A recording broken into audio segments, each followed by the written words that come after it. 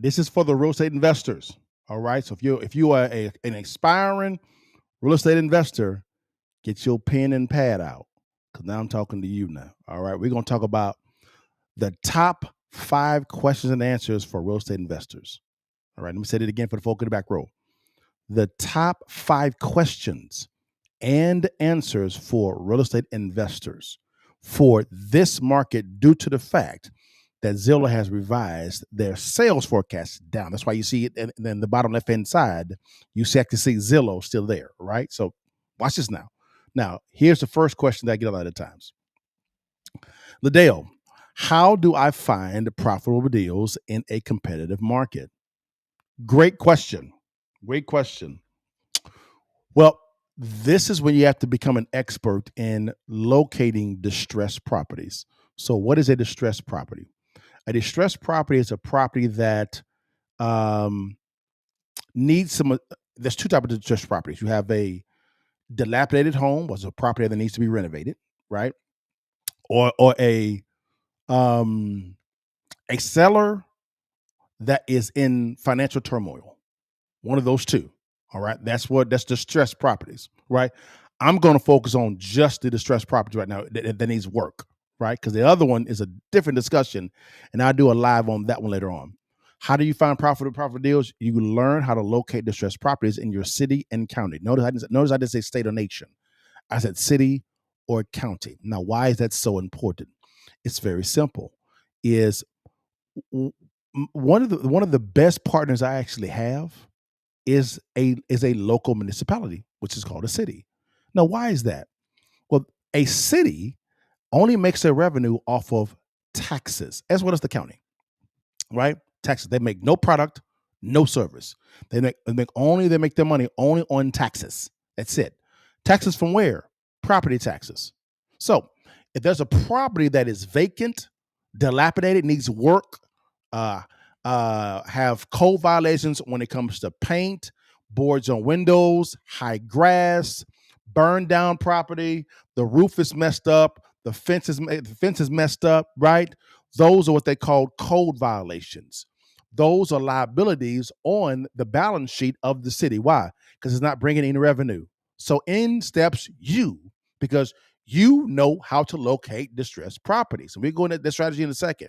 Simple. Now, why are you needed? Well, if you can acquire a distressed property, right, at a good price point below wholesale, right, then what happens is when you do that, you then invest the capital you needed, right, to improve the condition of the property, i.e., renovate the property. You can, number one, put it back on the market to sell.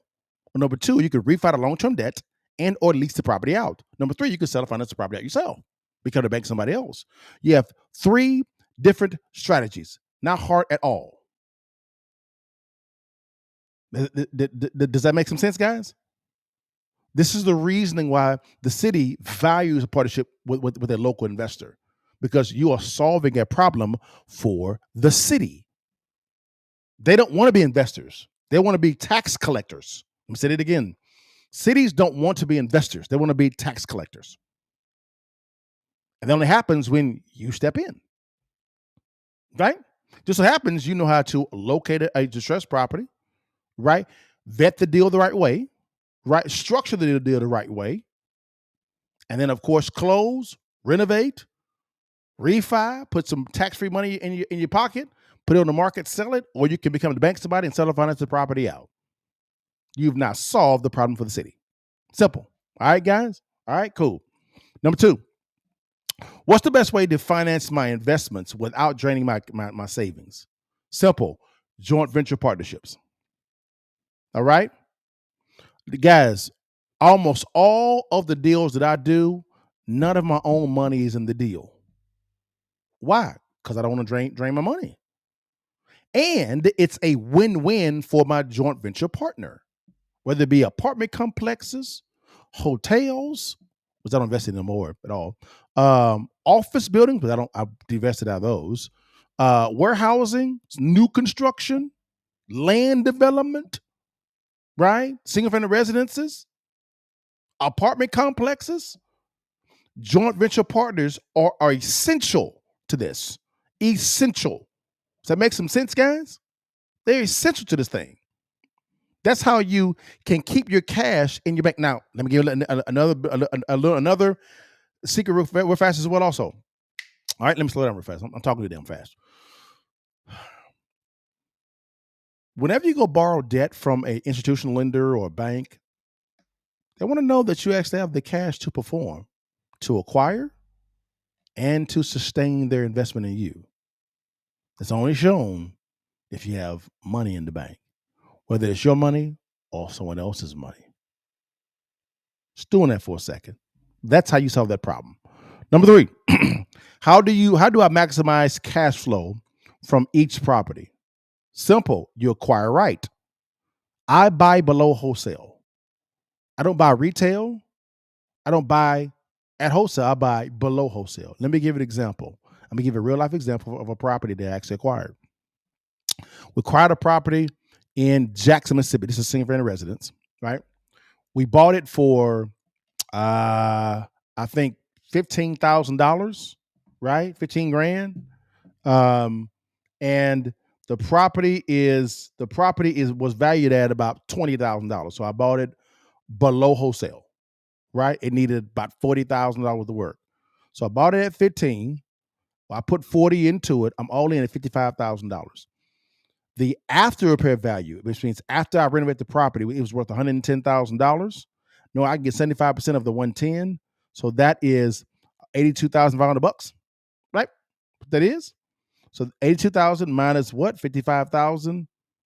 My profit was 27.5. Let me show you this on the screen so you can see exactly what I'm talking about real quickly, because I want you guys to see exactly what I'm talking about real fast.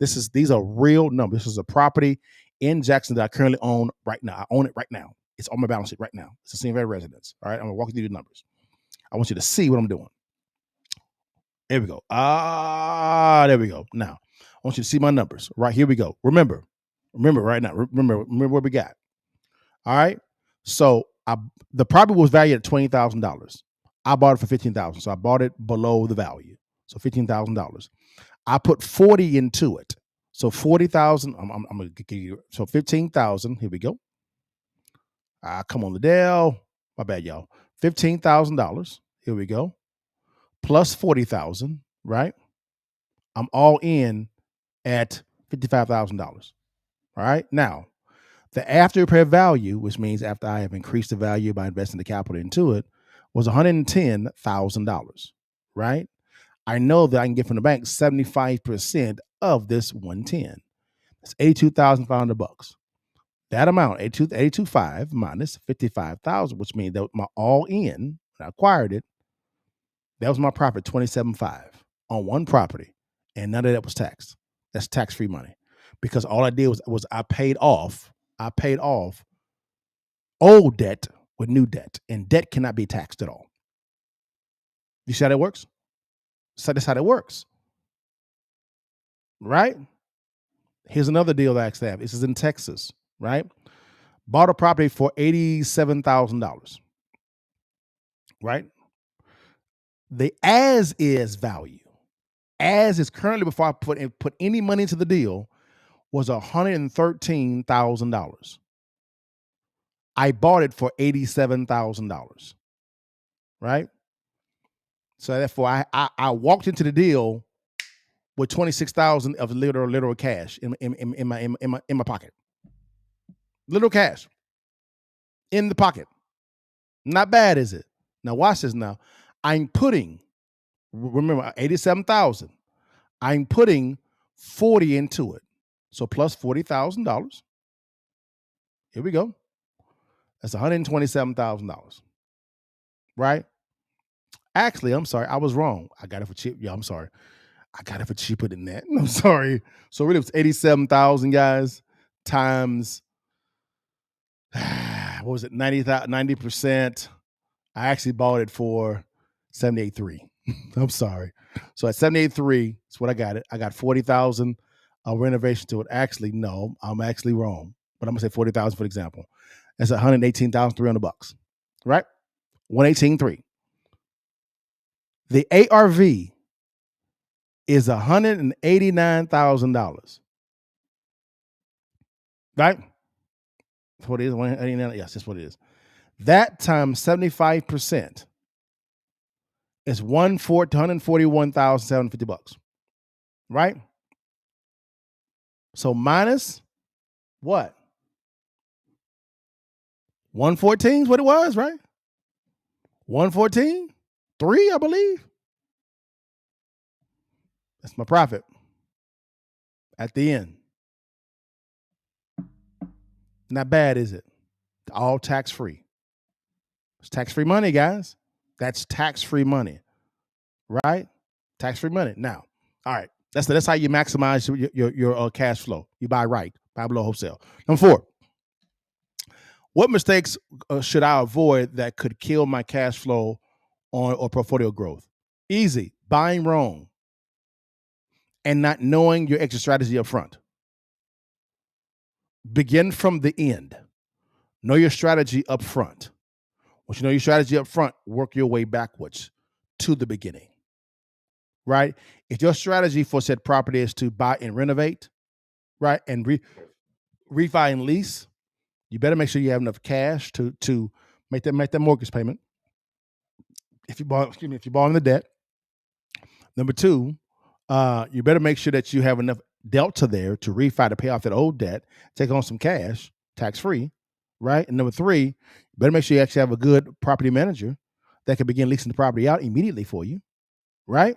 Because some lenders want you to have the property leased out before you even move forward with the refi. Some will actually do it without it, but you'll pay probably a 2% higher interest rate. I did that on one of the properties that I actually own. And I'm actually closing on that on Monday. Does that make sense, guys? All right, that's it. Lastly, number 5, how do I manage properties and tenants effectively without losing my mind? Make sure you choose the right property manager. I don't manage my properties personally. I hire a licensed professional who's just a realtor or a broker, a realty broker, to manage my properties for me because they have the relationships with the attorneys for any evictions. They have the staff in place for any type of renovation need to be done to it. If you move someone out, get it made ready for you. Cleaning crew as well. They have the systems already in place to be able to collect payments and then distribute your portion to you after the management fees. I would just say, just make sure you choose the right one, because their presentation may be good up front, but the execution may suck on the back end. I know, because right now I'm going through that now with a property manager we're dealing with right now in another state. They're pissing me off. But it's part of business. You go through those ups and downs, guys. So make sure you know how much they charge, because typically property managers can charge between 8 to 10% of the gross monthly lease payment. So make sure that your net that you take home covers your debt service, meaning your mortgage payment.